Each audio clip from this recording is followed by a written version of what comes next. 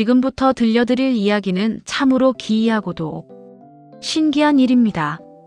시대를 뛰어넘은 한 남자의 파란만장한 인생 역정, 그리고 그가 조선 땅에 처음으로 선보인 황금빛 요리 후라이드 치킨에 관한 이야기입니다. 혹자는 이를 두고 황당무계한 허튼 소리라 하고, 혹자는 신선이 내린 기적이라 하였으나 이 이야기를 듣고 나면 여러분도 알게 되실 것입니다. 때로는 실패가 새로운 시작이 되고 절망 속에서도 희망의 씨앗은 움트는 법이라는 것을 말입니다. 자, 그럼 이제 이야기를 시작하겠습니다. 때는 서기 2023년 대한민국 서울이었습니다. 강남의 화려한 빌딩 숲에서 멀지 않은 어느 골목, 그곳에 민순의 치킨이라는 작은 가게가 있었습니다. 가게 주인의 이름은 박민수, 당시 나이 32이었습니다. 박민수는 어려서부터 요리에 남다른 재능이 있었습니다. 고등학교를 졸업하자마자 유명 치킨 프랜차이즈에 들어가 일을 배웠고 10년 가까이 땀 흘려 일하며 기술을 연마했습니다. 언젠가는 자기만의 가게를 내겠다는 소박하지만 확고한 꿈을 품고 있었습니다. 손님들에게 최고의 맛을 선사하는 것, 그것이 그의 전부였습니다. 드디어 2021년 봄, 박민수는 모아둔 돈과 은행 대출을 합쳐 자신의 가게를 열었습니다. 가게 이름은 민순의 치킨. 간판도 직접 디자인하고 인테리어도 손수 꾸몄습니다. 개업 첫날, 박민수는 가게 앞에 서서 뿌듯한 마음으로 자신의 간판을 바라보았습니다. 이제 시작이라는 생각에 가슴이 벅찼습니다. 자신의 솜씨라면 분명 잘 될 거라는 확신이 있었습니다. 하지만 현실은 그리 녹록지 않았습니다. 처음 몇 달은 나쁘지 않았습니다. 동네 주민들이 하나둘 찾아왔고 맛있다는 입소문도 조금씩 퍼졌습니다. 박민수의 치킨은 정말 맛있었습니다. 겉은 바삭하고 속은 촉촉했으며 양념은 달콤하면서도 매콤했습니다. 손님들의 칭찬에 박민수는 기뻤습니다. 밤늦게까지 일하느라 지쳤어도 손님들의 만족스러운 표정을 보면 피로가 싹 가시는 것 같았습니다. 그런데 문제는 돈이었습니다. 매달 나가는 임대료가 250만 원, 전기세와 가스비가 80만 원, 재료비가 400만 원, 거기다 배달앱 수수료가 매출의 30%나 되었습니다. 아르바이트생 인건비까지 합치면 한 달에 1,000만 원 가까이 돈이 나갔습니다. 박민수는 하루 15시간씩 일했습니다. 아침 10시에 문을 열어 밤 2시까지 영업했습니다. 주문이 들어오면 직접 튀기고 양념하고 포장했습니다. 배달은 배달앱이 알아서 해주지만 그 대가로 수수료를 떼어갔습니다. 장사가 잘 되는 날도 정작 손에 쥐는 돈은 얼마 없었습니다. 한 마리에 18,000원 하는 치킨을 팔아도 원가와 각종 비용을 빼고 나면 순이익은 3,000원도 안 되었습니다. 박민수는 속으로 한탄했습니다. 이게 무슨 장사란 말인가? 2022년이 되자 상황은 더욱 나빠졌습니다. 코로나가 끝나면서 사람들이 다시 밖으로 나가기 시작했고 배달 주문은 줄어들었습니다. 게다가 골목마다 치킨집이 생겨나면서 경쟁은 더욱 치열해졌습니다. 박민수는 할인 행사를 했습니다. 1+1, 반값 세일, 쿠폰 증정, 온갖 방법을 다 동원했습니다. 주문은 늘어났지만 수익은 오히려 줄어들었습니다. 은행 대출 이자는 매달 빠져나갔고 카드값은 눈덩이처럼 불어났습니다. 박민수는 잠도 제대로 못 자고 밥도 거르기 일쑤였습니다. 거울을 보면 몰라보게 수척해진 자신의 얼굴이 보였습니다. 그래도 버텨야 한다고 스스로를 다독였습니다. 조금만 더 버티면 좋아질 거라고 믿었습니다. 하지만 결국 한계가 왔습니다. 2023년 가을, 박민수는 더 이상 버틸 수 없었습니다.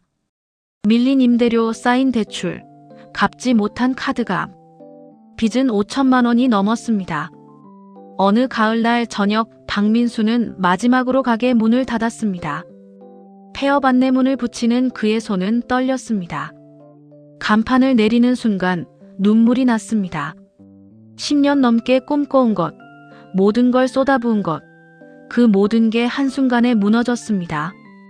가게를 정리하고 나온 박민수는 어디로 갈 곳도 없었습니다. 좁은 원룸에 돌아가 봤자 독촉 전화만 기다리고 있을 것이었습니다. 그는 무작정 걷기 시작했습니다. 걷고 또 걸었습니다. 어느새 한강변에 도착해 있었습니다. 한강변은 고요했습니다.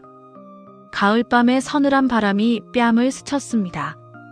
강물은 검푸르게 흐르고 건너편 강남의 불빛들이 물 위에 반짝였습니다. 박민수는 다리 난간에 기대어 섰습니다. 대체 뭘 잘못한 걸까 하는 생각이 머릿속을 맴돌았습니다. 그는 하늘을 올려다보았습니다. 도심의 불빛 때문에 별은 잘 보이지 않았습니다.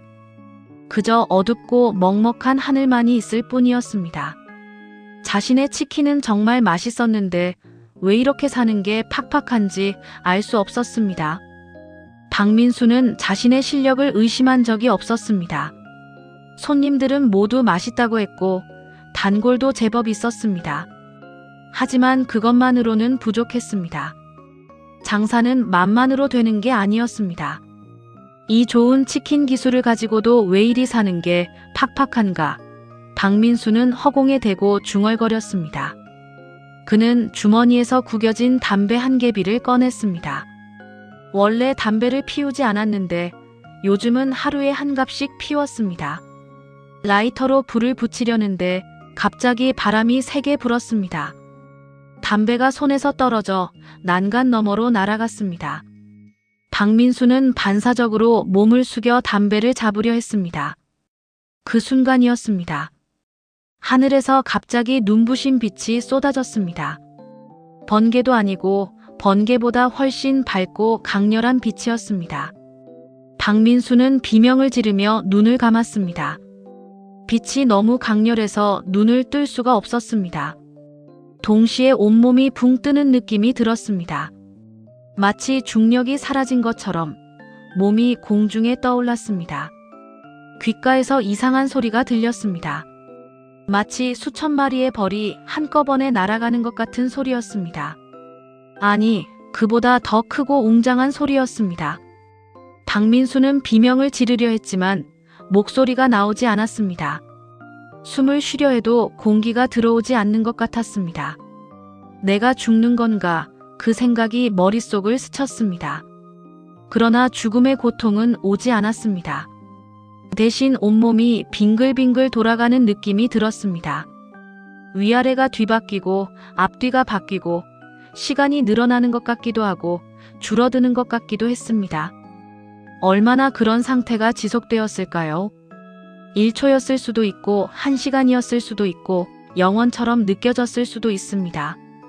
시간의 감각이 완전히 사라진 상태였으니까요.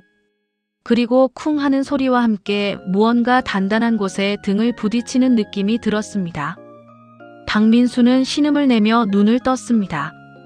아니, 뜨려고 했지만 눈꺼풀이 납처럼 무거웠습니다. 온몸이 쑤시고 아팠습니다. 특히 등과 어깨가 욱신거렸습니다. 뭔가 딱딱한 곳에 떨어진 것 같았습니다. 박민수는 간신히 눈을 떴습니다. 하늘이 보였습니다. 그런데 이상했습니다. 서울의 하늘이 아니었습니다. 도심의 불빛도 없고 빌딩도 보이지 않았습니다. 대신 맑고 푸른 하늘에 뭉게구름이 떠 있었습니다. 박민수는 몸을 일으켰습니다. 주변을 둘러보니 더욱 이상한 광경이 펼쳐졌습니다. 흙바닥이었습니다. 포장도로도 아니고 콘크리트도 아니고 그냥 평범한 흙길이었습니다. 길 양옆으로는 초가집과 기와집들이 늘어서 있었습니다. 그런데 그게 사극 세트장처럼 새 건물이 아니라 정말로 오래되고 낡은 건물들이었습니다. 저 멀리서 사람들이 걸어오고 있었습니다. 박민수는 눈을 크게 떴습니다. 한복을 입은 사람들이었습니다. 그것도 드라마에서 보던 그런 화려한 한복이 아니라 소박하고 투박한 옷들이었습니다. 남자들은 상투를 틀고 갓을 쓰고 있었고 여자들은 치마저고리에 머리를 쪽 찌고 있었습니다. 박민수가 조심스럽게 다가가 인사를 건네자 한 남자가 놀란 표정으로 그를 바라보았습니다. 그 남자는 박민수의 이상한 옷차림과 말투를 보며 어느 고을 사람이냐고, 말씨가 왜 그리 이상하냐고, 어디 머리를 다친 것 아니냐고 물었습니다. 박민수는 그제야 깨달았습니다. 여기는 사극 촬영장이 아니었습니다. 이건 진짜였습니다. 자신이 정말로 조선시대로 온 것이었습니다. 박민수는 그 자리에 주저앉고 말았습니다. 다리에 힘이 풀렸습니다. 머리가 하얗게 되었습니다. 내가 타임슬립을 했다고. 만화나 소설에서나 보던 일이 실제로 일어난 것이었습니다. 한강변에서 이상한 빛을 본 뒤 정말로 시간을 뛰어넘어 조선시대로 온 것이었습니다. 주변 사람들이 수군거렸습니다. 저 사람 미쳤나 보다. 옷도 이상하고 말도 이상하다. 아무래도 정신이 온전치 못한 것 같다는 말들이 들렸습니다. 박민수는 황급히 주머니를 뒤졌습니다. 핸드폰이 있었습니다. 하지만 화면을 켜보니 서비스 지역이 아니라는 메시지만 떴습니다. 당연했습니다. 조선시대에 무슨 통신망이 있겠습니까? 지갑에는 몇 장의 만원짜리 지폐와 신용카드들이 있었습니다. 하지만 여기서는 완전히 쓸모없는 종이 조각에 불과했습니다. 박민수는 거친 숨을 몰아쉬었습니다. 공황 상태였습니다. 진정하라고, 꾸밀 거라고 스스로를 다독였습니다. 하지만 아무리 뺨을 꼬집어봐도, 눈을 감았다 떠봐도 현실은 변하지 않았습니다. 이곳은 진짜 조선시대였고 자신은 정말로 2023년에서 수백 년 전 과거로 날아온 것이었습니다. 그날부터 박민수의 지옥 같은 나날이 시작되었습니다. 첫날 밤 그는 거리를 헤매다가 어느 빈 골목에서 잠을 청했습니다. 차가운 흙바닥에 누워 떨면서 밤을 보냈습니다. 가을밤의 냉기가 뼈속까지 파고들었습니다. 내일 아침이면 다시 원래대로 돌아가 있을 거라고 박민수는 스스로를 위로했습니다. 하지만 아침에 눈을 떠도 여전히 조선시대였습니다. 배가 고팠습니다. 어제 점심 이후로 아무것도 먹지 못했습니다. 주머니에 만원짜리 지폐가 몇 장 있었지만 여기서는 아무 소용이 없었습니다. 박민수는 시장 쪽으로 갔습니다. 사람들이 많았습니다. 좌판을 버려놓고 물건을 파는 상인들, 이것저것 구경하는 사람들, 짐을 나르는 일꾼들이 북적였습니다. 떡 사려, 맛 좋은 떡이요. 생선이요, 싱싱한 생선. 무명 팝니다. 질 좋은 무명. 온갖 물건들이 팔리고 있었습니다. 박민수는 떡 파는 할머니 앞에 멈춰 섰습니다. 하얀 떡이 쪄져 나오는 김이 모락모락 피어올랐습니다. 침이 꿀꺽 넘어갔습니다. 박민수가 가격을 묻자 할머니는 한 접시에 10량이라고 했습니다. 박민수가 그게 얼마냐고 되묻자 할머니는 이상한 표정으로 그를 쳐다보았습니다. 이 사람이 미쳤냐며 10량도 모르냐며 돈 없으면 가라고 소리쳤습니다. 박민수는 황급히 물러섰습니다. 사람들의 시선이 따가웠습니다. 그는 온종일 시장을 배회했습니다. 돈도 없고 연줄도 없고 의지할 곳도 없었습니다. 한 귀퉁이에서 거지들이 모여 있는 것을 보았습니다. 남루한 옷을 입고 더러운 얼굴로 길가에 앉아 구걸을 하고 있었습니다. 내가 저렇게 되는 건가? 박민수는 섬뜩했습니다. 하지만 달리 방법이 없었습니다. 해가 지자 더욱 절망적이었습니다. 어디서 잘 곳도 없었습니다. 어느 기와집 처마 밑에서 웅크리고 있으려니 그 집 하인이 나와 쫓아냈습니다.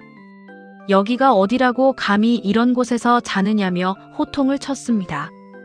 박민수는 다시 길거리로 내쳐졌습니다. 둘째 날도 셋째 날도 마찬가지였습니다.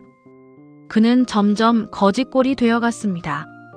머리는 헝클어지고 옷은 흙먼지 투성이가 되었습니다. 원래 입고 있던 청바지와 후드티는 조선시대 사람들 눈에는 너무나 이상하게 보였습니다. 저 사람 옷이 뭐냐? 귀신 들린 게 아닐까? 가까이 가지 마라. 역병이라도 올물라. 사람들은 박민수를 피했습니다. 그의 이상한 옷차림과 말투 때문에 미치광이 취급을 받았습니다. 나흘째 되던 날, 박민수는 처음으로 구걸을 했습니다. 양반으로 보이는 남자가 지나가자 그는 무릎을 꿇고 애원했습니다. 제발 도와달라고, 밥 한 끼만 달라고 간청했습니다. 하지만 그 양반은 코웃음만 치고 지나갔습니다. 산 것이 예의도 모른다며 어디 양반께 함부로 말을 거느냐며 나무랐습니다. 더 심한 일도 있었습니다. 어떤 양반의 하인은 박민수를 발로 차기까지 했습니다. 썩 물러나지 못하냐며 더러운 놈이라며 욕을 퍼부었습니다. 박민수는 넘어졌습니다. 흙바닥에 고꾸라져 손바닥이 까졌습니다. 피가 났습니다. 아팠습니다. 몸도 아팠지만 마음이 더 아팠습니다. 나는 사람도 아닌가. 박민수는 절망했습니다. 조선시대의 엄격한 신분제를 온몸으로 느꼈습니다. 여기서는 신분이 없는 자, 연줄이 없는 자는 그저 벌레만도 못한 존재였습니다. 박민수는 그제야 깨달았습니다. 여긴 신분제 사회였습니다. 양반과 상놈이 엄격히 구분되는 곳이었습니다. 자신처럼 정체불명의 사람은 그저 하찮은 존재에 불과했습니다. 그는 주먹으로 땅을 쳤습니다. 왜 하필 조선시대냐고. 차라리 미래로 갔으면, 아니면 현대의 다른 나라로 갔으면 어땠을까 생각했습니다. 하지만 운명은 그를 가장 살기 힘든 곳으로 보낸 것이었습니다. 닷새째, 박민수는 거의 죽기 직전이었습니다. 배고픔에 어지러워 제대로 걸을 수도 없었습니다. 입술은 바짝 말랐고 피부는 창백했습니다. 그날도 그는 구걸을 했습니다. 하지만 아무도 그에게 관심을 주지 않았습니다. 밥 한 끼만 달라고, 물만이라도 달라고 애원했지만 사람들은 그저 저리 가라며 꺼지라며 그를 내쫓았습니다. 박민수는 비틀거리며 걸었습니다. 시야가 흐려졌습니다. 다리에 힘이 풀렸습니다. 그리고 마침내 어느 양반집 대문 앞에서 그만 쓰러지고 말았습니다. 의식이 희미해져 갔습니다. 아, 이렇게 끝나는 건가? 박민수는 눈을 감았습니다. 어머니의 얼굴이 떠올랐습니다. 평생 고생만 하시다가 아들이 성공하는 모습을 보지도 못하고 엄마 미안하다고 박민수는 중얼거렸습니다. 빚진 사람들의 얼굴이 스쳤습니다. 친구들 미안해. 빌린 돈도 못 갚고. 나는 왜 이렇게 무능했을까? 그렇게 박민수는 의식을 잃어갔습니다. 일어나시게. 여기서 죽으려고. 희미한 목소리가 들렸습니다. 누군가 박민수를 발로 쿡쿡 찌르고 있었습니다. 박민수는 간신히 눈을 떴습니다. 시야가 흐릿했습니다. 한 중년 남자가 서 있었습니다. 비단옷은 아니었지만 깨끗한 무명옷을 입고 머리를 단정히 빗어넘긴 사람이었습니다. 박민수가 물을 달라고 간신히 말하자 그 남자는 허허 웃으며 말했습니다. 이 사람 거의 죽게 생겼다고. 일단 자기 집으로 가서 밥이라도 먹고 정신 차리라고 했습니다. 그 남자는 주변을 둘러보더니 박민수를 일으켜 세웠습니다. 박민수는 비틀거리며 그 남자를 따라갔습니다. 멀리 가지 않았습니다. 골목 모퉁이에 있는 낡은 기와집이었습니다.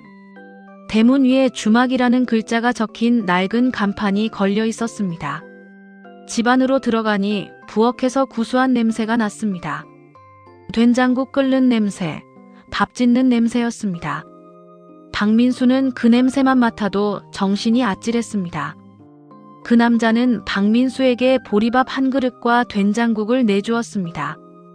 일단 이거라도 먹으라고, 천천히 먹으라며 체한다고 말했습니다. 박민수는 눈물이 날 것 같았습니다. 닷새 만에 먹는 제대로 된 밥이었습니다. 숟가락을 들자마자 정신없이 밥을 입에 털어 넣었습니다. 고맙다는 말을 계속 되뇌었습니다. 밥 한 그릇으로는 부족했습니다. 그 남자는 밥을 한 그릇 더 퍼주었습니다. 박민수는 그것마저 순식간에 비웠습니다. 밥을 다 먹고 나니 힘이 조금 돌아왔습니다. 정신도 맑아졌습니다. 그 남자가 이름을 물었습니다. 박민수는 자신을 박민수라고 소개했습니다. 그 남자는 박서방이라고 부르겠다며 대체 어디서 온 사람이냐고 옷차림도 이상하고 말투도 영 낯설다고 말했습니다.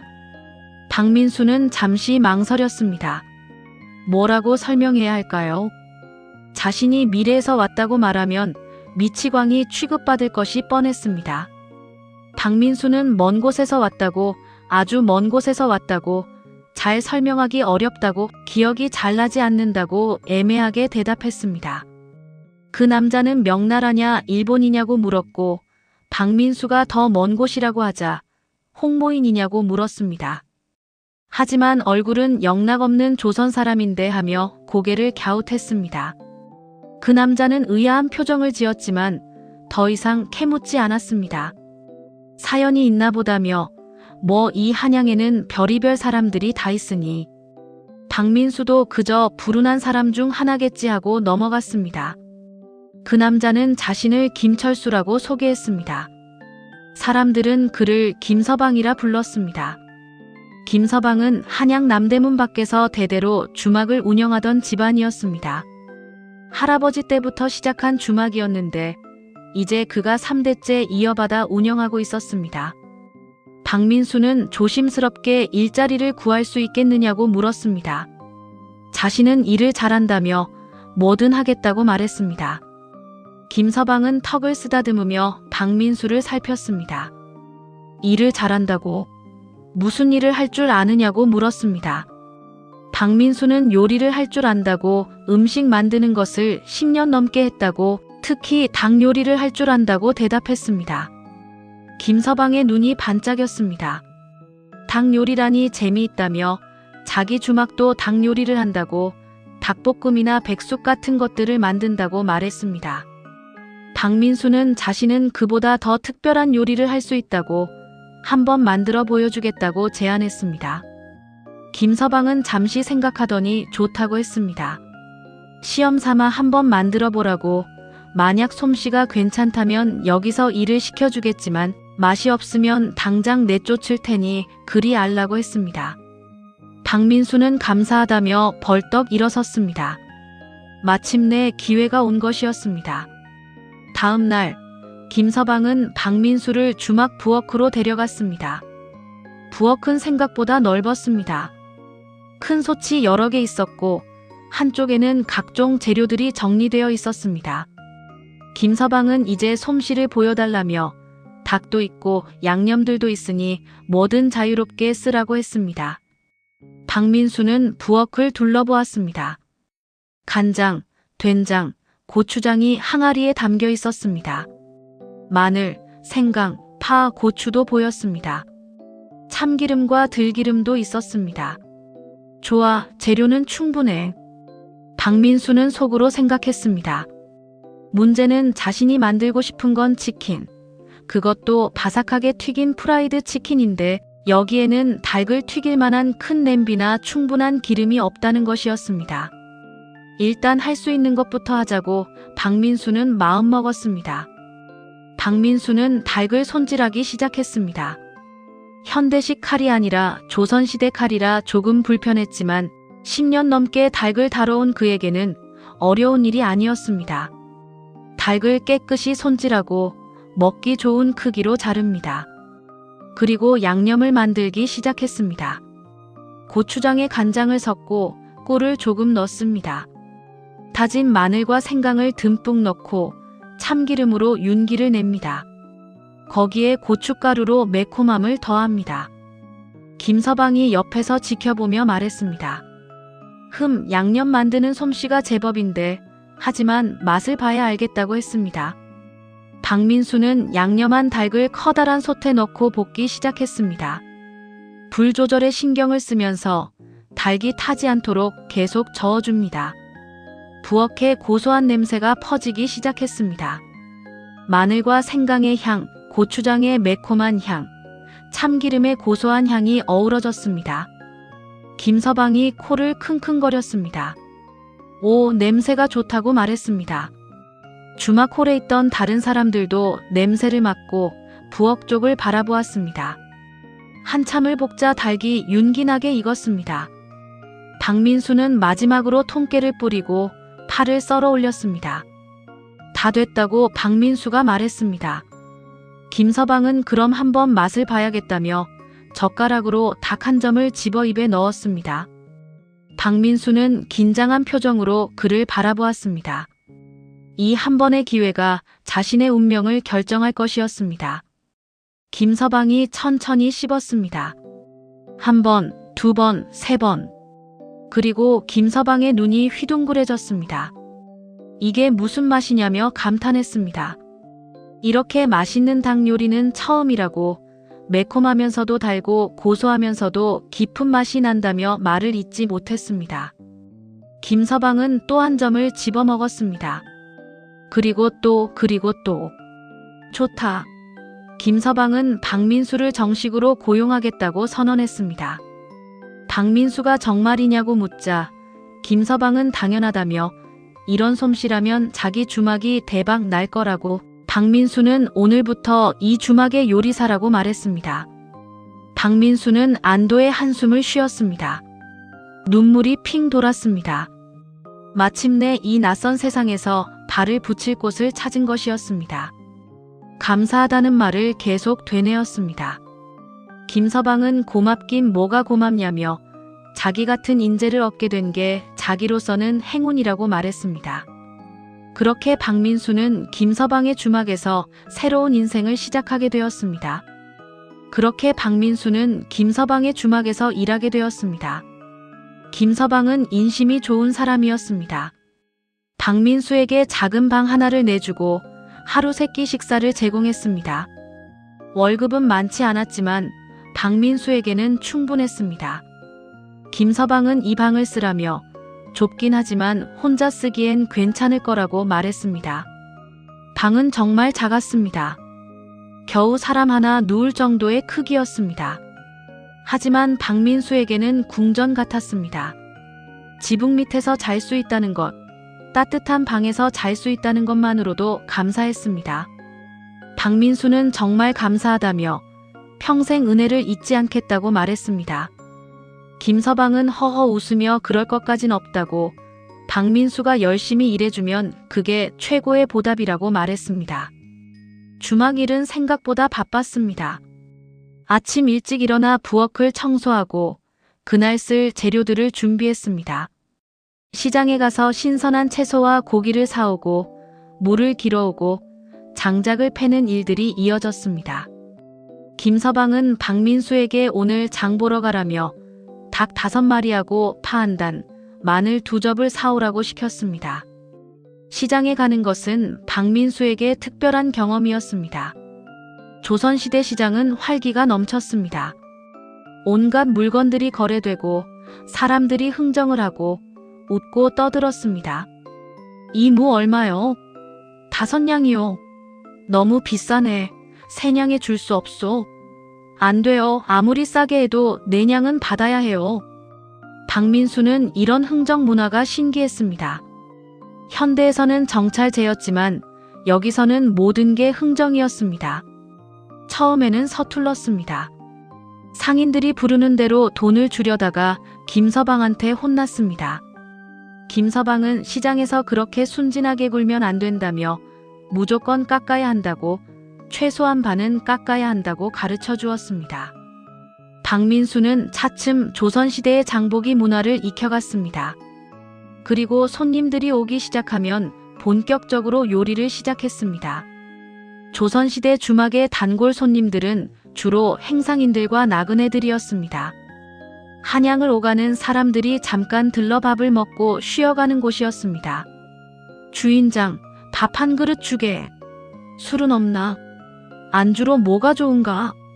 손님들이 계속 몰려들었습니다. 박민수는 김서방을 도와 음식을 만들고 서빙을 했습니다. 처음에는 조선시대 음식 문화가 낯설었습니다. 밥상 차리는 법, 숟가락과 젓가락 놓는 위치, 손님을 대하는 예절, 모든 게 현대와 달랐습니다. 박민수는 실수도 많이 했습니다. 김서방이 주의를 주었습니다. 이 사람아, 밥그릇은 왼쪽에 놓는다니까. 그리고 상놈 주제의 말을 반말로 하면 안 된다고, 어르신께는 높임말을 써야 한다고 가르쳐 주었습니다.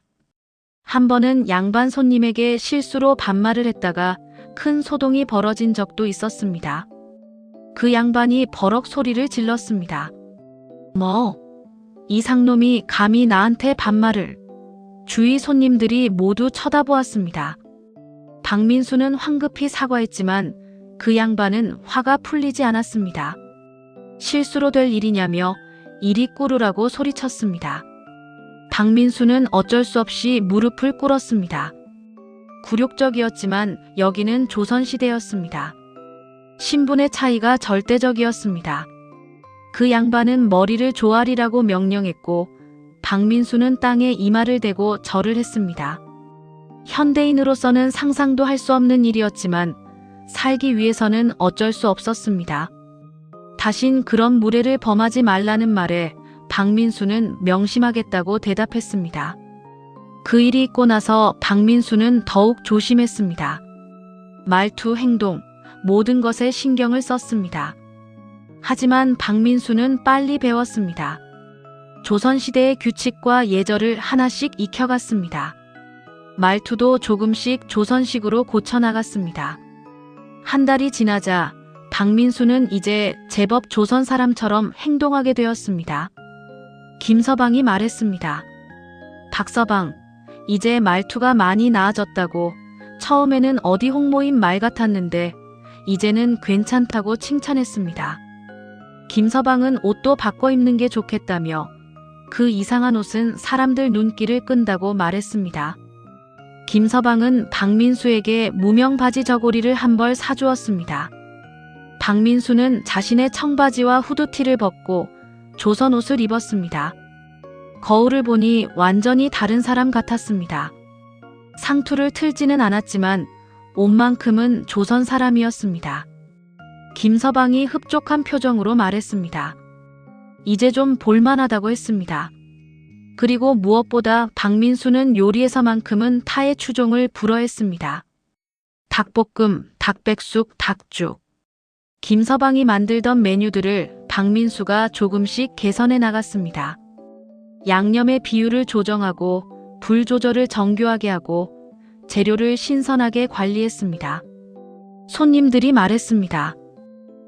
박서방이 만든 음식은 맛이 다르다고, 같은 재료로 만드는데 왜 이렇게 맛있는지 모르겠다고 했습니다. 손님들의 입소문이 퍼지기 시작했습니다. 주막에 단골 손님이 늘어났고 장사도 점점 잘 되기 시작했습니다. 어이, 김서방네 주막 음식이 맛있다던데? 그렇다더군. 새로운 요리사가 솜씨가 좋다나. 그럼 나도 한번 가봐야겠네. 이런 대화들이 한양 곳곳에서 오갔습니다. 김서방은 흐뭇했습니다. 박서방 덕분에 장사가 잘 된다며 박민수를 고용한 게 신의 한 수였다고 말했습니다. 박민수는 과찬이라고 겸손하게 대답했습니다. 하지만 김서방은 아니라며 정말이라고, 박민수는 천부적인 재능이 있다고, 단순히 요리를 잘하는 게 아니라 사람들이 원하는 맛을 정확히 아는 것 같다고 칭찬했습니다. 박민수는 속으로 웃었습니다. 당연했습니다.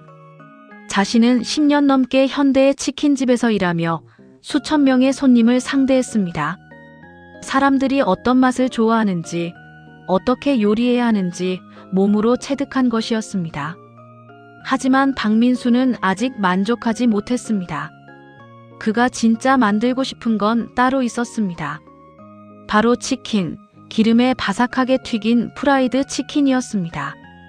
밤마다 박민수는 고민했습니다. 어떻게 하면 이 시대에 치킨을 만들 수 있을까? 가장 큰 문제는 기름이었습니다. 현대의 치킨은 식용유를 듬뿍 사용해 튀겨냅니다. 하지만 조선시대에는 그런 기름이 흔하지 않았습니다. 참기름이나 들기름은 있었지만 귀했습니다. 닭 한 마리를 튀기려면 엄청난 양의 기름이 필요한데 그건 경제적으로 불가능했습니다. 돼지 기름도 생각해 봤습니다. 하지만 돼지 기름은 냄새가 강해서 닭 요리에는 어울리지 않았습니다. 기름을 어떻게 구하지? 박민수는 매일 밤 이 문제로 머리를 싸맸습니다. 석 달이 지났습니다. 박민수는 이제 주막 생활에 완전히 적응했습니다. 조선시대 말투도 자연스러워졌고 예절도 익혔습니다. 하지만 여전히 치킨에 대한 꿈을 포기하지 않았습니다. 어느 날 박민수는 시장에 갔다가 우연히 기름 장수를 만났습니다. 기름 팝니다. 참기름, 들기름. 작은 수레에 항아리들이 실려 있었습니다. 기름 장수는 나이든 노인이었습니다. 박민수가 이 기름들은 어디서 나느냐고 물었습니다. 기름 장수는 참깨하고 들깨에서 짜내는 거라고 살 거냐고 물었습니다. 박민수가 얼마나 많이 짤 수 있느냐고 묻자 기름 장수는 많이 짜내면 많이 나오지만 귀하니까 비싸다며 한 대에 100냥이라고 말했습니다. 박민수는 계산을 해봤습니다. 100냥이면 현대돈으로 대략 10만 원 정도. 그리고 한 대는 약 1.8리터. 닭 한 마리를 튀기려면 최소한 3리터는 필요한데 너무 비쌌습니다. 이걸로는 장사가 안 될 것 같았습니다. 박민수는 실망하며 다른 기름은 없느냐고, 더 저렴한 기름은 없느냐고 물었습니다. 기름 장수는 글쎄 돼지 기름이야 있지만 그건 냄새가 심해서 요리엔 안 쓴다고 말했습니다. 박민수가 콩에서는 기름을 못 짜느냐고 묻자 기름 장수는 고개를 가로저었습니다. 콩은 장을 담그거나 나물로 먹는 거지 기름을 짜낸다니 그게 되느냐며 들어본 적도 없다고 말했습니다. 하지만 박민수는 알고 있었습니다. 현대에는 콩기름이 가장 흔한 식용유였습니다. 대두유라고도 불렀죠. 직접 만들어 봐야겠다고 박민수는 결심했습니다. 박민수는 김서방에게 허락을 받고 콩을 구해다가 실험을 시작했습니다. 먼저 콩을 물에 불렸습니다. 하루 종일 불려서 콩이 부드러워지게 했습니다. 그리고 맷돌로 갈았습니다. 손으로 맷돌을 돌리는 것은 엄청나게 힘든 일이었습니다. 1시간을 갈았더니 팔이 떨어질 것 같았습니다. 갈아낸 콩을 천으로 싸서 짜냈습니다. 하얀 콩물이 나왔습니다. 그리고 그 콩물을 가만히 놔두면 윗물과 아랫물로 분리되었습니다. 하지만 기름은 나오지 않았습니다. 안 되는군. 박민수는 실망했습니다. 박민수는 다른 방법을 시도했습니다. 콩을 살짝 볶아봤습니다. 그리고 다시 갈고 짜냈습니다. 이번에는 조금 나았습니다. 미세한 기름기가 느껴졌습니다. 하지만 여전히 충분하지 않았습니다. 며칠을 실험한 끝에 박민수는 방법을 찾아냈습니다. 콩을 볶은 후 뜨거울 때 바로 갈아서 짜내는 것이었습니다. 그리고 짜낸 액체를 가열해서 수분을 증발시키면 기름만 남았습니다. 됐다. 박민수는 환호했습니다. 하지만 문제가 있었습니다. 양이 너무 적었습니다. 한 대의 콩에서 겨우 한 홉 180ml 정도의 기름밖에 나오지 않았습니다. 닭 한 마리를 튀기려면 엄청난 양의 콩이 필요했습니다. 이래서는 안 돼. 더 효율적인 방법이 필요하다고 박민수는 다시 고민에 빠졌습니다. 그러던 어느 날 박민수는 김서방과 이야기를 나누다가 힌트를 얻었습니다. 박민수가 혹시 기름 짜는 곳을 아느냐고, 참기름이나 들기름 만드는 곳을 아느냐고 물었습니다. 김서방은 기름 틀집 말이냐며 시전 근처에 하나 있다고, 거기서 참깨나 들깨를 가져가면 기름을 짜준다고 말했습니다. 박민수가 한번 가봐도 되겠느냐고 묻자 김서방은 왜 무슨 일이냐고 물었습니다. 박민수는 자신이 새로운 요리를 연구하고 있는데 기름이 많이 필요하다고 설명했습니다. 김서방은 흥미로운 표정을 지었습니다. 새로운 요리냐며, 또 무슨 신기한 걸 만들려고 하느냐며 허허 웃으며 좋다고 내일 시간 나면 가보라고 했습니다. 다음 날 박민수는 기름틀집을 찾아갔습니다. 기름틀집은 작은 공방이었습니다. 안에 들어가니 큰 나무 기계가 있었습니다. 지렛대 원리를 이용해서 참깨나 들깨를 눌러서 기름을 짜내는 기계였습니다. 주인은 근육질의 건장한 남자였습니다. 어서 오시게, 무슨 일인가 하고 물었습니다. 박민수가 혹시 콩으로도 기름을 짤 수 있느냐고 묻자 주인은 허허 웃으며 콩으로 기름을 짜다니 들어본 적도 없다며 그게 되느냐고 되물었습니다. 박민수는 한번 시도해보고 싶다며 콩을 가져오면 짜주실 수 있느냐고 물었습니다. 주인은 의아한 표정을 지었지만 고개를 끄덕였습니다. 돈만 주면 뭐든 짜준다며 한 말에 50냥이라고 말했습니다. 박민수는 기뻤습니다. 드디어 효율적으로 기름을 얻을 방법을 찾은 것입니다. 그날 오후 박민수는 콩 한 마를 사서 기름틀집으로 가져갔습니다. 주인은 콩을 기계에 넣고 지렛대를 눌렀습니다. 끽끽 무거운 나무가 눌리면서 콩이 으깨졌습니다. 그리고 천천히, 아주 천천히 기름이 흘러나왔습니다. 오, 정말 나오네. 주인도 신기한 표정을 지었습니다. 콩에서 진짜 기름이 나온다며 감탄했습니다. 하지만 양은 역시 많지 않았습니다. 한 말의 콩에서 겨우 2대 정도의 기름이 나왔습니다. 그래도 이 정도면 박민수는 계산을 해봤습니다. 콩 한 말에 20냥, 기름 짜는 비용 50냥, 합쳐서 70냥. 2대의 기름이면 닭 한 마리는 충분히 튀길 수 있습니다. 조금 비싸긴 하지만 할만해. 박민수는 희망을 보았습니다. 하지만 아직 문제가 남아 있었습니다. 콩기름만으로는 맛이 충분하지 않았습니다. 고소한 맛이 부족했습니다. 참기름을 섞으면 어떨까 하고 박민수는 생각했습니다. 박민수는 실험을 계속했습니다. 콩기름 8, 참기름 1, 들기름 1의 비율로 섞어봤습니다. 이거다. 고소하면서도 튀김에 적합한 기름이 완성되었습니다. 물론 여전히 비용은 만만치 않았습니다. 하지만 치킨 한 마리를 비싼 가격에 팔면 충분히 이익을 남길 수 있을 것 같았습니다. 이제 본격적으로 치킨 개발에 들어갈 때야. 박민수는 흥분했습니다. 드디어 자신의 꿈을 실현할 수 있게 된 것입니다. 계절이 바뀌어 겨울이 되었습니다. 박민수가 조선에 온 지도 어느덧 5달이 지났습니다. 그는 이제 김서방에게 없어서는 안 될 사람이 되었습니다. 김서방이 말했습니다. 박서방, 이제 박민수가 부엌을 맡아도 되겠다고 솜씨가 자기보다 낫다며 이제부터 메뉴는 박민수가 관리하라고 했습니다. 박민수는 감격했습니다. 정말이냐고 물었고 김서방은 당연하다며 그렇다고 대답했습니다. 드디어 자신이 원하는 요리를 마음껏 시도해 볼 수 있게 된 것이었습니다.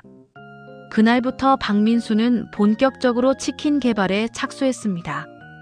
기름 문제는 해결되었습니다. 이제 남은 것은 튀김옷과 양념이었습니다. 튀김옷 개발부터 시작했습니다. 현대 치킨의 그 바삭한 식감은 밀가루와 전분을 적절히 배합한 튀김옷에서 나옵니다. 하지만 조선시대에는 밀가루가 귀했고 전분도 쉽게 구할 수 없었습니다. 박민수는 여러 가지를 시도했습니다. 쌀가루, 보리가루, 메밀가루 각각 장단점이 있었습니다. 쌀가루는 식감이 좋지만 기름을 많이 흡수했습니다. 이건 너무 기름지다고 박민수는 중얼거렸습니다. 보리가루는 거칠었습니다. 식감이 좀 하며 고개를 저었습니다. 메밀가루는 맛이 독특했습니다. 이것도 아니야. 박민수는 한숨을 쉬었습니다. 고민 끝에 박민수는 쌀가루와 찹쌀가루를 섞는 방법을 선택했습니다. 쌀가루 7, 찹쌀가루 3의 비율이 가장 좋았습니다. 거기에 소금과 후추로 간을 했습니다. 좋아, 튀김옷은 이걸로. 박민수는 만족스러워했습니다. 다음은 양념이었습니다. 박민수가 진짜 만들고 싶었던 건 양념치킨이었습니다. 그 달콤하고 매콤한 맛, 그리운 맛이었습니다. 하지만 설탕이 문제였습니다. 조선시대에는 설탕이 매우 귀했습니다. 대신 꿀이나 조청을 사용할 수는 있었습니다. 박민수는 양념 레시피를 개발했습니다. 고추장 기본에 조청으로 단맛을 내고 간장으로 짠맛을 더하고 다진 마늘과 생강을 듬뿍 넣고 참기름으로 고소함을 더하고 통깨로 마무리. 며칠을 실험한 끝에 박민수는 만족스러운 양념을 완성했습니다. 맛봐야겠다고 박민수는 손가락에 양념을 묻혀 맛을 봤습니다. 오, 이거 괜찮은데? 달콤하면서도 매콤하고 깊은 맛이 있었습니다. 물론 현대의 양념치킨과 똑같지는 않았지만 충분히 맛있었습니다. 이제 실전이다. 박민수는 결심했습니다. 어느 추운 겨울날 저녁 박민수는 드디어 치킨 만들기에 도전했습니다. 김서방에게 미리 말을 했습니다. 오늘 자신이 새로운 요리를 시도해 보려고 한다고 말했습니다. 김서방은 드디어 그 비밀 요리를 만드는 거냐며 성공하면 자기네 주막이 한양에서 제일 유명해질 거라는 박민수의 말에 허허 웃으며 자신감이 대단하다고 좋다며 해보라고 격려했습니다. 박민수는 긴장된 마음으로 재료를 준비했습니다. 먼저 닭을 손질합니다. 깨끗이 씻고 먹기 좋은 크기로 자릅니다. 그리고 밑간을 합니다. 소금, 후추, 마늘, 생강을 넣고 잘 버무립니다. 튀김옷을 만듭니다. 쌀가루와 찹쌀가루를 섞고 물을 조금씩 넣어 농도를 맞춥니다. 큰 솥에 기름을 붓습니다. 콩기름에 참기름과 들기름을 섞은 특제 기름이었습니다. 기름이 깊이 차지는 않았지만 반쯤 튀기는 정도는 가능했습니다. 불을 지피고 기름을 달굽니다. 기름 온도를 확인하는 방법은 간단했습니다. 튀김옷을 한 방울 떨어뜨려 보면 됩니다. 지글지글 소리를 내며 떠오르면 적당한 온도입니다. 좋아, 박민수는 중얼거렸습니다. 박민수는 조심스럽게 닭을 튀김옷에 묻혔습니다. 그리고 뜨거운 기름에 넣었습니다.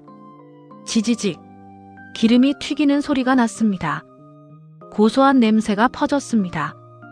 김서방이 부엌으로 들어왔습니다. 오, 냄새가 기가 막히는데 하며 감탄했습니다. 박민수는 긴장한 표정으로 닭이 익는 것을 지켜보았습니다. 제발, 제발 잘 되길. 속으로 기도했습니다. 닭이 황금빛으로 익어갔습니다. 겉은 바삭하게 튀겨지고 속은 촉촉하게 익었습니다. 적당히 익자 박민수는 닭을 건져냈습니다. 기름을 뺀 뒤 따뜻할 때 양념을 발랐습니다. 고추장 양념이 닭을 감쌌습니다. 윤기나게 빛나는 빨간색, 그 위에 통깨가 뿌려졌습니다. 완성!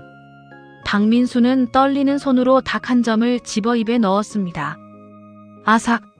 겉은 바삭했습니다. 튀김옷이 살짝 부서지면서 고소한 맛이 퍼졌습니다. 그리고 속은 부드럽고 촉촉했습니다. 닭고기의 육즙이 입안에 가득 찼습니다. 양념은 달콤하면서도 매콤했습니다. 고추장의 깊은 맛, 조청의 단맛, 마늘의 알싸한 맛, 참기름의 고소한 맛이 어우러졌습니다. 박민수의 눈에서 눈물이 흘러내렸습니다. 이거야, 이게 바로 치킨이야. 물론 현대의 치킨과 똑같지는 않았습니다. 하지만 그 본질은 그대로였습니다. 바삭한 튀김, 촉촉한 속살, 달콤매콤한 양념. 성공했다. 드디어 성공했어. 박민수는 환호했습니다. 김서방이 다가왔습니다. 나도 한번 먹어봐도 되겠느냐고 물었고 박민수는 물론이라며 드셔보시라고 권했습니다. 김서방이 닭을 한 입 베어 물었습니다. 그의 표정이 변했습니다. 놀람, 감탄, 환희. 이게 무슨 맛인가? 김서방은 지금껏 먹어본 닭 중에 이런 맛은 처음이라며 감탄했습니다. 김서방은 또 한 점을 집어 먹었습니다. 그리고 또. 박서방, 이건 정말 대단한 요리라며 겉은 바삭바삭하고 속은 부드럽고 양념은 달콤하면서도 매콤하다며 세상에 이런 맛이 있다니 하며 계속 감탄했습니다. 박민수가 마음에 드시냐고 묻자 김서방은 마음에 들다니 이건 자기네 주막의 새로운 명물이 될 거라고 단언했습니다. 박민수는 빙그레 웃었습니다. 그럼 이 요리를 손님들에게 팔아도 되겠느냐고 물었습니다. 김서방은 물론이라며 당장 내일부터 팔자고 이름은 뭐라고 하면 좋겠느냐고 물었습니다. 박민수는 잠시 생각했습니다. 치킨이라고 하면 조선 사람들이 이해하지 못할 것입니다. 조선식 이름이 필요했습니다. 바삭바삭하게 튀긴 닭, 바삭게는 어떠냐고 박민수가 제안했습니다. 김서방은 바삭게라며 좋다고 바삭바삭한 닭이라니 딱 맞는 이름이라고 칭찬했습니다. 그렇게 조선시대 최초의 치킨, 바삭게가 탄생했습니다. 다음 날부터 주막 메뉴에 바삭게가 추가되었습니다. 처음에는 손님들이 의아해했습니다. 바삭게? 그게 뭔가? 기름에 튀긴 닭이라는데 그럼 엄청 기름지겠네 하는 반응들이었습니다. 하지만 한번 먹어본 손님들은 모두 감탄했습니다. 이게 무슨 맛인가? 세상에 이렇게 맛있는 닭은 처음일세. 겉은 바삭바삭하고 속은 촉촉하고 양념은 또 어떻게 이렇게 맛있지? 손님들의 감탄사가 이어졌습니다. 소문은 빠르게 퍼져나갔습니다. 남대문 밖 주막에 가면 신기한 닭 요리가 있다더라. 바삭게라는 건데 한번 먹으면 잊을 수가 없다네. 나도 어제 먹어봤는데 정말 환상이더군.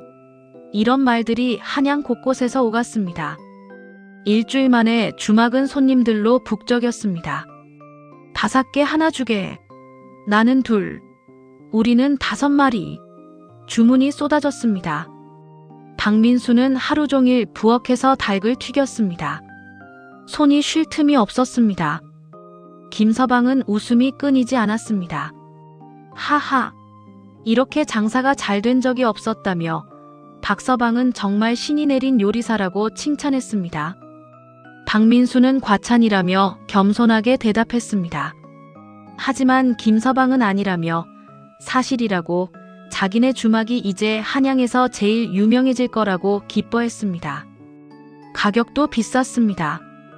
일반 닭 요리의 3배 가격이었습니다. 하지만 손님들은 기꺼이 지불했습니다. 비싸긴 하지만 그만한 값어치가 있네. 이 맛이라면 돈이 아깝지 않아. 손님들은 이렇게 말하며 기꺼이 돈을 내놓았습니다. 한 달이 지나자 박민수와 김서방은 제법 큰 돈을 벌었습니다. 김서방은 박민수에게 특별 보너스를 주었습니다. 박서방에게 특별 보너스를 줘야겠다며 은자 10량을 주었습니다. 박민수는 이건 너무 많다며 사양했지만 김서방은 아니라며 마땅히 받아야 할 돈이라고 박민수 덕분에 자기네 주막이 대박났다고 말했습니다. 박민수는 감격스러웠습니다. 조선에 와서 처음으로 제대로 된 돈을 벌었습니다. 그리고 3달이 더 지나자 소문은 한양 전역에 퍼졌습니다. 양반들, 중인들, 심지어 궁궐의 관리들까지 바삭게를 먹으러 왔습니다. 이 한양에서 바삭게를 안 먹어본 사람은 음식을 모르는 사람이다. 그런 말까지 나왔습니다. 그리고 마침내 운명의 날이 왔습니다. 어느 날 오후 궁궐에서 사람이 왔습니다. 박서방이라는 사람이 있느냐고 물었습니다. 박민수가 자신이 박민수라고 대답하자 그 사람은 내관으로 보였습니다. 그 내관이 말했습니다. 대전께서 자네의 요리를 들으시고 궁으로 부르신다고 바삭게라는 것을 올리라 하셨다고 전했습니다. 박민수는 믿을 수 없었습니다. 임금님께서 자신을 부르신다니, 자신의 치킨을 임금님이 드신다니. 그 내관은 내일 진시, 즉 오전 7시에서 9시 사이에 궁으로 들어오라고 지시했습니다. 그날 밤 박민수는 잠을 이룰 수 없었습니다. 임금님을 뵙는다니 대체 무슨 일이 일어날까 하는 생각에 뒤척였습니다. 다음 날 아침 일찍 박민수는 정성껏 바삭게를 준비했습니다. 가장 좋은 닭을 골라서 완벽하게 튀기고 최고의 양념을 발랐습니다. 김서방이 격려해 주었습니다. 잘 다녀오라고, 떨지 말고 평소처럼 하면 된다고 말했습니다. 박민수는 감사하다며 고개를 숙였습니다. 박민수는 바삭게를 정갈한 그릇에 담아 궁궐로 향했습니다. 경복궁 광화문 앞에 섰을 때 박민수는 압도당했습니다. 웅장한 궁궐, 높은 성벽, 위험 있는 문, 현대에서는 관광지로 보던 곳이 실제로 작동하는 궁궐이었습니다. 박민수가 문을 지키던 군사에게 부름을 받고 왔다고 말하자 군사는 박민수를 위아래로 훑어봤습니다. 내관께서 말씀하신 요리사냐고 물었고 박민수가 그렇다고 대답하자 안으로 들어가라고 저 내관이 안내할 것이라고 말했습니다. 궁궐 안으로 들어가니 또 다른 세계였습니다. 넓은 마당, 화려한 건물들, 곳곳에 배치된 군사들. 어제 왔던 내관이 박민수를 안내했습니다. 이리 오시게 하며 임금께 올릴 음식이니 조심히 다루라고, 혹여 떨어뜨리기라도 하면 목이 달아날 거라고 경고했습니다. 박민수는 명심하겠다며 긴장했습니다. 손에 든 그릇이 떨릴 정도였습니다. 여러 건물을 지나 한 전각에 도착했습니다. 내관이 여기서 잠시 기다리라고, 대전께서 곧 드실 것이라고 말했습니다. 박민수는 복도에서 무릎을 꿇고 기다렸습니다. 시간이 느리게 흘렀습니다. 5분인지 10분인지 30분인지 알 수 없었습니다. 그때 안에서 목소리가 들렸습니다. 그 요리사를 들이라는 명령이었습니다. 내관이 박민수에게 손짓했습니다. 들어가라고, 절대로 임금님을 똑바로 쳐다보지 말고 고개를 숙이고 있으라고 지시했습니다. 박민수는 떨리는 다리로 안으로 들어갔습니다. 넓은 방이었습니다. 한가운데 임금이 앉아 있었습니다. 박민수는 고개를 숙여 얼굴을 제대로 보지 못했습니다. 엎드리라는 명령이 떨어졌습니다. 박민수는 예, 전하하며 땅에 엎드렸습니다. 이마가 차가운 마루에 닿았습니다. 임금이 물었습니다. 그대가 바삭게라는 것을 만든 자인가? 박민수는 예, 전하, 소인이 박민수라고 하옵니다 하며 대답했습니다. 임금이 말했습니다. 들어보니 기름에 튀긴 닭이라 하던데 그것이 참말인가? 박민수는 예, 전하, 특별한 기름에 튀기고 특별한 양념을 발라 만든 것이옵니다 하고 설명했습니다. 임금이 흠하며 그리 가져오라고 명령했습니다. 내관이 박민수에게서 그릇을 받아 임금께 올렸습니다. 박민수는 숨도 제대로 쉬지 못했습니다. 심장이 터질 듯 뛰었습니다. 제발, 제발 마음에 드시기라고 속으로 기도했습니다. 임금이 바삭게를 한 점 집어 입에 넣었습니다. 정적이 흘렀습니다. 천천히 씹는 소리가 들렸습니다. 그리고 임금이 짧은 감탄사를 냈습니다. 오, 이것은 참으로 신기한 맛이로구나 하며 임금이 말했습니다. 박민수는 감사옵니다. 전하하고 엎드린 채 대답했습니다. 임금이 계속 말했습니다.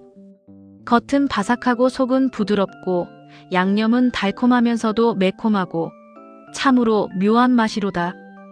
임금이 또 한 점을 집어먹었습니다. 그리고 주변에 있던 신하들에게 경들도 한번 맛보도록 하라고 명령했습니다. 신하들이 바삭게를 맛봤습니다. 오, 이것은 정말 신기한 맛이옵니다. 전하, 이것은 분명 궁중 요리에 추가해야 할 것 같사옵니다. 신하들의 감탄이 이어졌습니다. 임금이 웃었습니다. 그대 고개를 들어보라고 명령했습니다. 박민수는 예, 전하하며 조심스럽게 고개를 들었습니다. 처음으로 임금의 얼굴을 봤습니다. 중년의 남자였습니다. 위험 있는 표정이지만 눈가에는 미소가 어려 있었습니다. 임금이 물었습니다. 그대의 이름이 박민수라 했는가? 박민수는 예, 전하하고 대답했습니다. 임금이 말했습니다. 신기한 솜씨로다. 어디서 이런 요리법을 배웠는가? 박민수는 그것은 소인이 어려서부터 연구한 것이옵니다 하고 대답했습니다. 임금이 연구라 하며 흠하는 소리를 냈습니다. 좋다고 그대의 재주를 알았으니 상을 내리리라고 말했습니다. 임금이 내관에게 지시했습니다. 저 요리사에게 비단 한 필과 은자 50냥을 하사하라고 명령했습니다. 박민수는 너무 감격해서 눈물이 날 뻔했습니다. 감사옵니다 전하, 황송하옵니다 하며 절을 올렸습니다. 임금이 말했습니다. 가서 계속 정진하도록 하라고. 그대의 요리가 백성들에게 기쁨을 주는구나 하고 칭찬했습니다. 박민수는 명심하겠사옵니다 전하하며 다시 한번 절을 하고 물러났습니다. 궁궐 밖으로 나왔을 때 박민수는 다리에 힘이 풀렸습니다. 꿈만 같았습니다. 임금을 직접 뵙고 자신의 요리를 인정받고 상까지 받았습니다. 손에는 비단 한 필과 무거운 은자 주머니가 들려 있었습니다. 성공했어. 정말 성공했어. 박민수는 하늘을 올려다보았습니다. 맑은 겨울 하늘이 푸르렀습니다. 궁궐에서 돌아온 박민수의 소식은 삽시간에 퍼졌습니다. 임금께서 바삭개를 드시고 감탄하셨다더라. 박서방이 상까지 받았다지. 비단 한 필에 은자 50냥이라던데. 이런 소문들이 한양 곳곳에 퍼져나갔습니다. 주막은 그 다음 날부터 발 디딜 틈이 없었습니다. 바삭개 주게. 나도. 우리는 10마리. 손님들이 몰려왔습니다. 박민수는 아침부터 밤까지 쉬지 않고 닭을 튀겼습니다. 김서방은 행복한 비명을 질렀습니다. 이거 일손이 모자란다며 박서방 자기네 사람을 더 고용해야겠다고 말했습니다. 두 사람은 부엌 보조 2명과 서빙하는 사람 2명을 더 고용했습니다.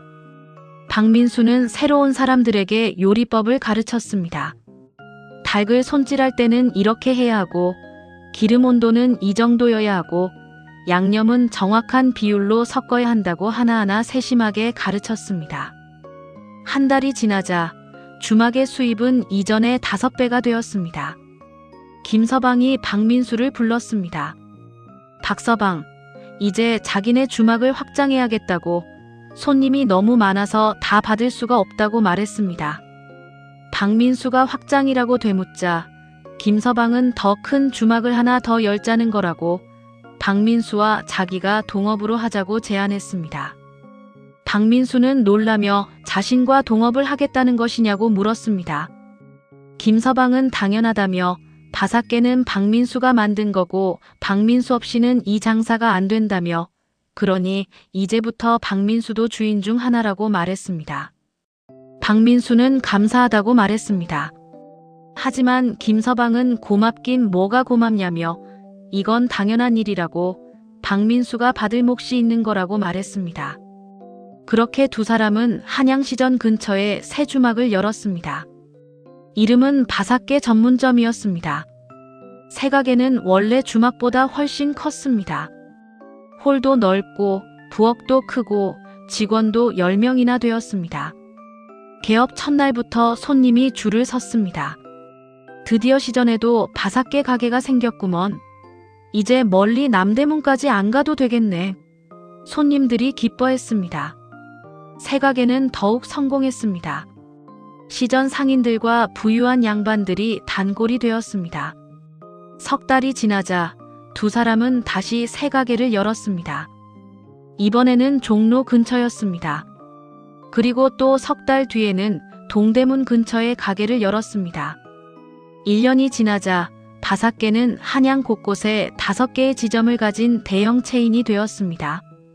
박민수는 이제 제법 부자가 되었습니다. 조선에 온 지 2년이 조금 안 되는 시간 동안 거지 신세에서 성공한 장사꾼이 된 것이었습니다. 박민수는 남대문 근처에 기와집을 한 채 샀습니다. 크지는 않지만 깨끗하고 단정한 집이었습니다.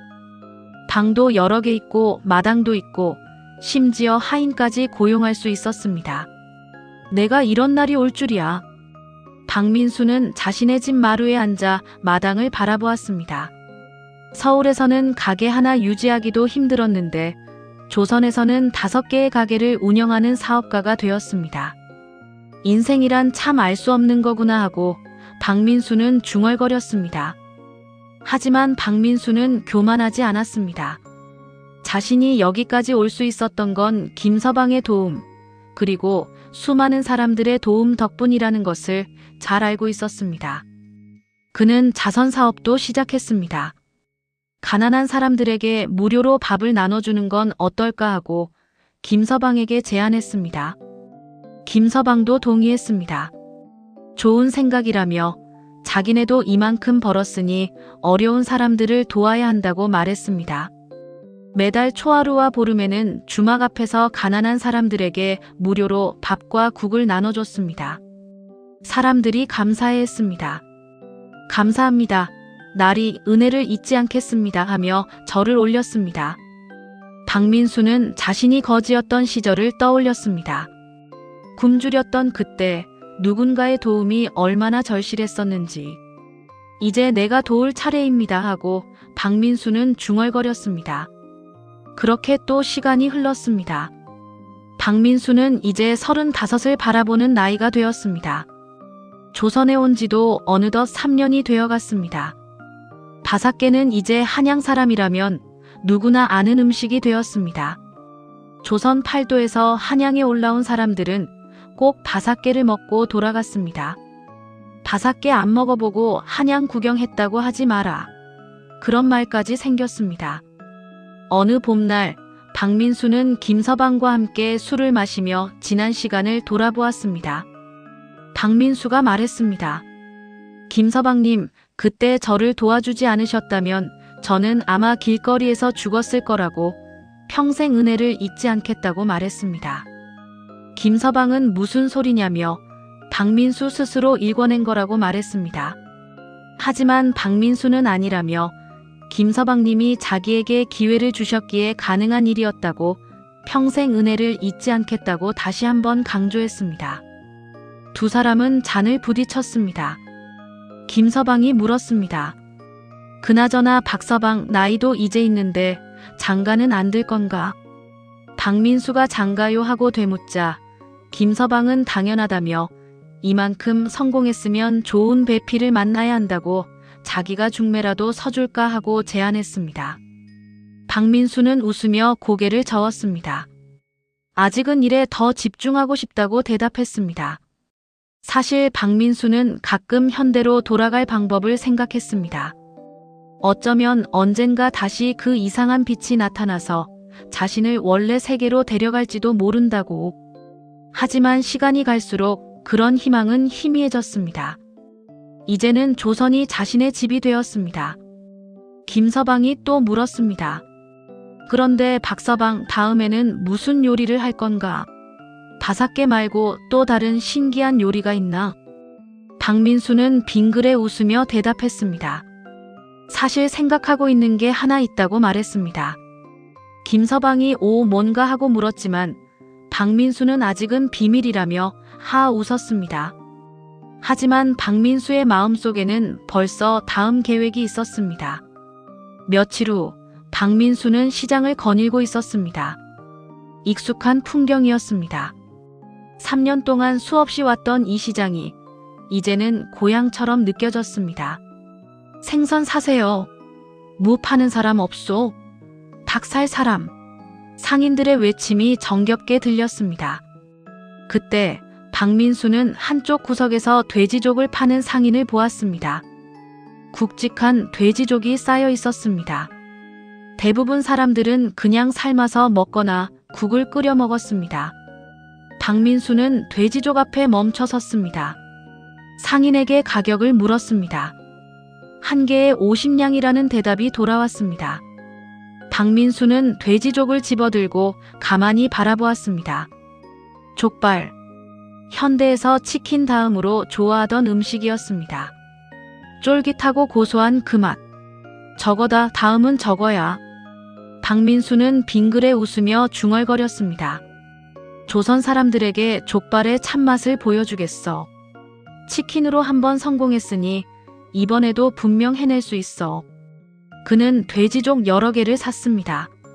상인이 전부 얼마냐고 묻자 박민수는 10개면 400냥이라는 대답을 듣고 돈을 지불했습니다. 박민수는 돼지족을 들고 집으로 돌아왔습니다. 부엌에서 족발을 손질하며 박민수는 이미 머릿속으로 레시피를 구상하고 있었습니다. 간장, 된장, 생강, 마늘, 그리고 팔각이 있다면 좋을 텐데 조선시대에도 중국에서 들여온 향신료가 있을 것입니다. 시전에 가면 구할 수 있을지도 모릅니다. 오랜 시간 푹 삶고 껍질이 쫀득쫀득해질 때까지 박민수의 눈이 반짝였습니다. 새로운 도전이 시작되는 순간이었습니다. 치킨으로 조선을 사로잡았던 것처럼 이번에는 족발로 또 한 번 조선 팔도를 뒤흔들 것입니다. 자, 시작해볼까? 박민수는 소매를 걷어붙이고 족발 연구에 몰두했습니다. 그렇게 박민수의 새로운 도전이 시작되었습니다. 한 남자가 절망에서 희망을 찾고 낯선 세상에서 자기만의 길을 개척해 나가는 이야기. 실패를 딛고 일어서고 포기하지 않는 열정으로 새로운 것을 창조하는 이야기. 박민수는 2023년 서울에서 실패한 치킨집 사장이었습니다.